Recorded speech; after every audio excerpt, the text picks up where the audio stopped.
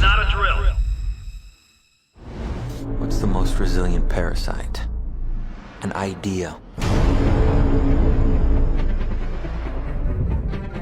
A single idea from the human mind can build cities.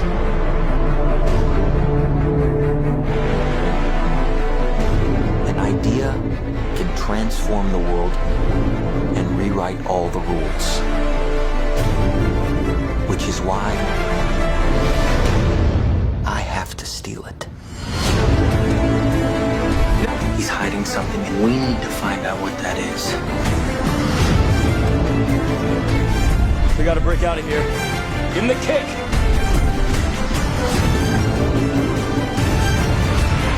This was not a part of the plan! Wake me up! Wake me up!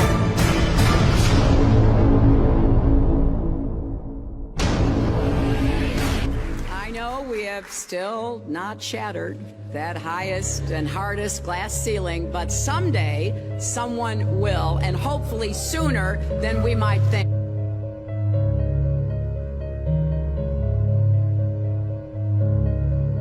As the galaxies go whizzing by over the glass domed ceiling. Now tell me that doesn't work for you. If it's true, does it change how I live my life? This is something that is not an easy answer because of the magnitude of what we're talking about here. How it will change your life, first of all, when you understand it, is dramatic, to say the least. Will it change you from having to go to your job every day and the things that you typically do every day? No. But when this knowledge becomes more mainstream and these agencies are starting to be held accountable, and you understand that they're all participating in this, not just the United States government, not just NASA, but China, Russia, India, all of them have space programs. They all have the same symbolism. They're all doing the exact same thing to their citizenry.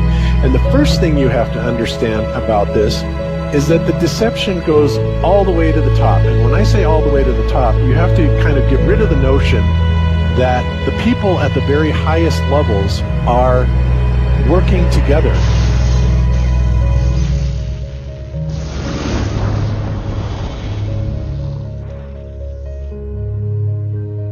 Why would they do this? Why are they trying to hide the fact that we are on an infinite plane or on a flat earth rather than a ball? Well, if you isolate people into the idea that they're on a blue marble that's in the middle of a universe that is really insignificant and there's thousands or millions and billions of other worlds and possibly other civilizations, that makes most people think that we are insignificant and that we did actually come about as some sort of an accident. Now, when people believe that, their minds are much more malleable into being given the idea that there is no God, there is no creator. And because of that, that also gives the controllers this fertile soil to build other deceptions on.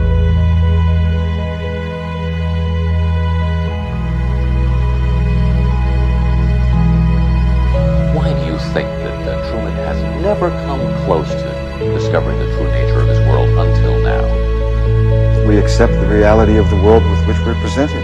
It's as simple as that.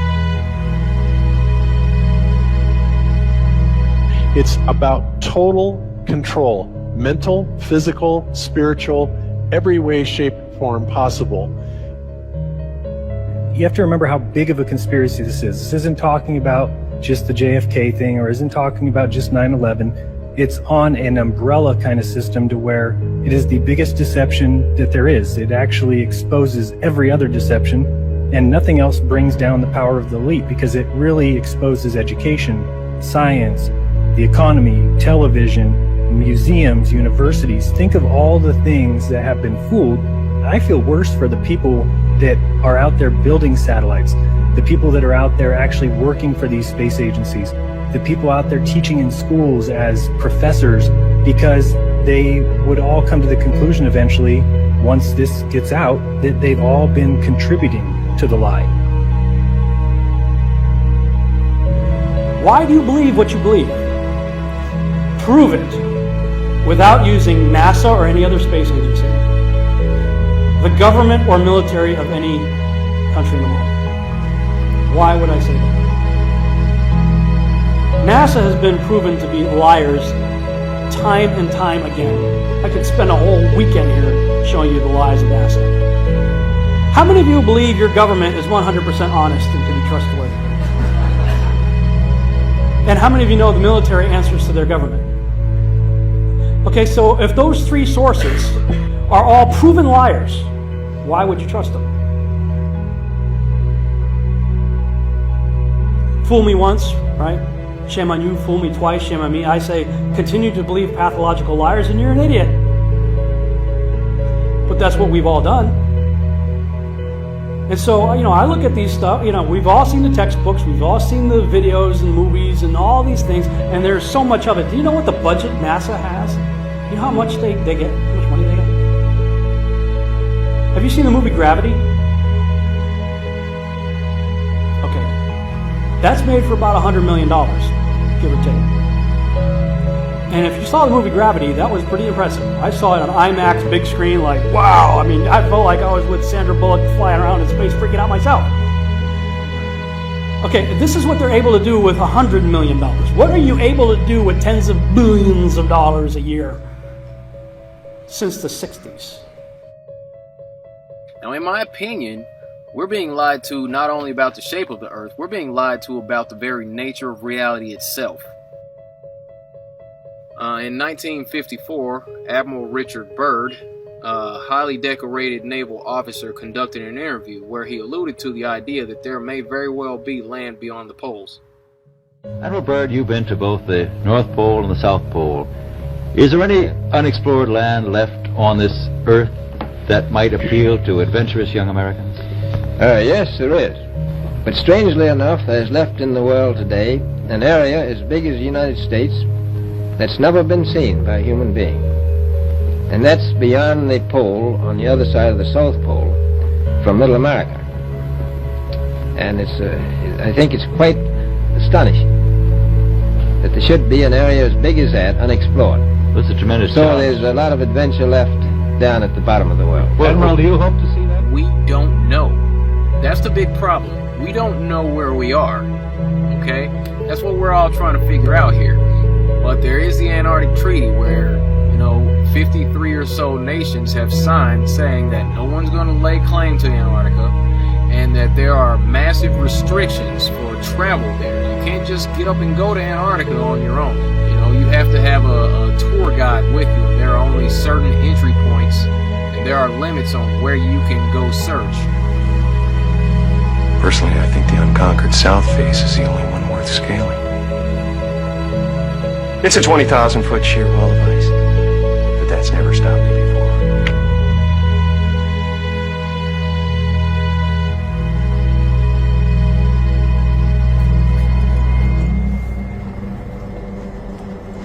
Welcome.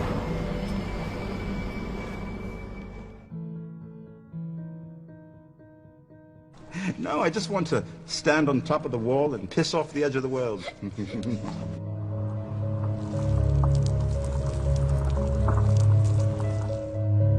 What difference does it make? What difference does it make? Yeah, that's their favorite line. Got a lot of people, what difference does it make? You can't figure out what difference it makes? If you can't figure out what difference it makes that the people running your world are lying to you over and over your whole life, if you can't figure out that someone lying to you is trying to control you, suppressing of information, of knowledge, is control. Deception of information and knowledge is a form of control. So what difference does it make? It makes a big difference, because once they start omitting information or lying about information about where you live, they're doing it to control you, period. Why am I having to explain this to critical thinkers in the truth movement?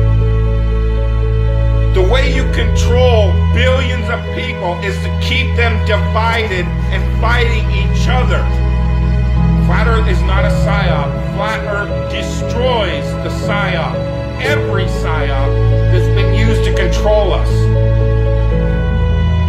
For as long long as they've known about it. So this system has been in power and control for hundreds of years, ever since they convinced the rest of the world that they didn't know where they live. It created this fantastical scenario to make people feel insignificant and to follow those that appear to know better. Why is the flat earth so important? Because it shows the deception. And if everybody would just come together and demand answers, they would be in checkmate. They would not know what to do. Train up a child in the way that he should go, and when he is old, he will not depart from it. I believe that's why we have so many who are indoctrinated to still believe and fight so hard for the heliocentric model. The reason being is because we've been taught the globe model since before we had the ability to think for ourselves. Think about that. Before you could think for yourself, before you could form rational thought, you've been taught that you live on a spinning ball, although your five senses tell you something totally different. Our senses tell us that the earth is flat and stationary, that the sun and moon and the stars rotate above us just as we see, that they make their annual cycles in such a way that we can calculate days, months, and years of the passage of time, just like in Scripture. The earth in itself works like a well-designed timepiece, and we all know that any timepiece that we can think of has a designer. What if the lie is to hide the existence of that designer? What if they're lying to us about this because they're hiding God?